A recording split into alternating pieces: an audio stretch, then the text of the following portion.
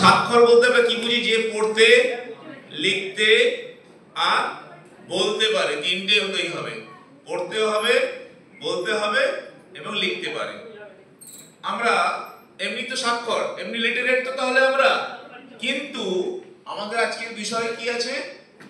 Financial literacy, অর্থাৎ কি অর্থনৈতিকভাবে আমরা স্বাক্ষর কিনা, অর্থাৎ আমরা ফিনান্সের কিছু বুঝি কিনা।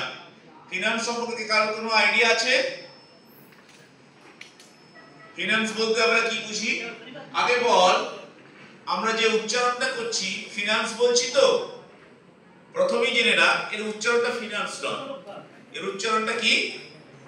ফাইন্যান্স। উচ্চারণটা কি হবে? ফাইন্যান্স। ফাইন্যান্সিয়াল, ফাইন্যান্সিয়াল বলে কিছু নেই। আবার ইংরেজিতে সিয়াল বলে কিছু নেই, ইংরেজিতে কি আছে? সল। তাহলে কি হবে? Financial literacy. উচ্চারণটা রাইট প্রনাউন্সিয়েশন তাহলে কি হলো? Financial literacy. দেখ, একটা আগের স্লাইডে দেখাচ্ছিলাম না, আমরা যেটা দেখছিলাম, আমাদের একটা পেপার কাটিং দেখাচ্ছি। আপাতকালীন অর্থ সংস্থান নেই 75% ভারতীয়, অর্থাৎ কি মেয়েরা মাত্র 20%, ছেলেরাও প্রায় 30% এর কাছাকাছি ফিনান্সিয়াল লিটারেট। সে কি চাকরি করুক, বেকার হোক বা কাজ করুক, কেউ কিন্তু ফিনান্সিয়ালি লিটারেট নয়। কি বললাম? অর্থনৈতিকভাবে স্বাক্ষর নয়। তারা জানে না কিভাবে কোথায় অ্যাকাউন্ট খুলতে হয়, কেমন ভাবে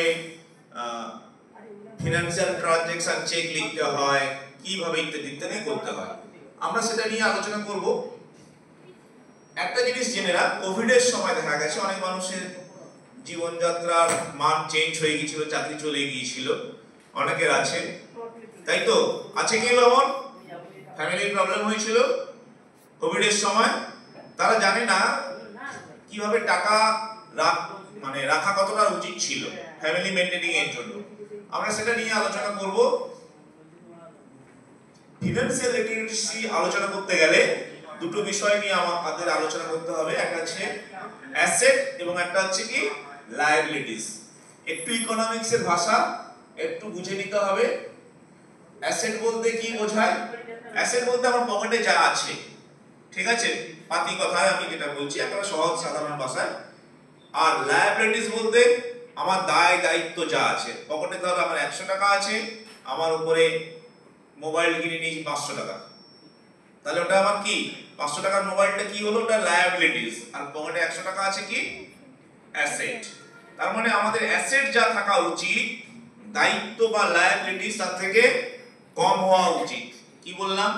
100 টাকা যদি থাকে আমাদের খরচা কত করতে হবে আমরা শিখব। একটা ভালো বই আছে rich dad and poor dad, Robert কিওসাকির বই, তোরা পড়ে নিবি। ওখানে বলা হচ্ছে গরিব বাবারা, গরিব বলতে কি গরিব মানে স্বাক্ষর, অর্থনৈতিক স্বাক্ষর বাবারা কি ধরনের তার সন্তানদের পালন করেন, আবার অর্থনৈতিকভাবে দুর্বল বাবারা তাদের সন্তানদের কিভাবে পালন করেন তার কিছু উদাহরণ দেওয়া আছে। আমি অত বেশি কিছু যাব না। আমাদের এটা দেখ, এই দুটো সাইন চিনিস তোরা? একটা ডলার আর একটা রুপি। আর একটা কিসের সাইন? রুপি। রুপি। আচ্ছা, তোরা ব্যাংক সম্পর্কে কি জানিস? ব্যাংক, ব্যাংক একটা অর্থনৈতিক প্রতিষ্ঠান যেখানে আমরা টাকা সুরক্ষিত রাখতে পারি।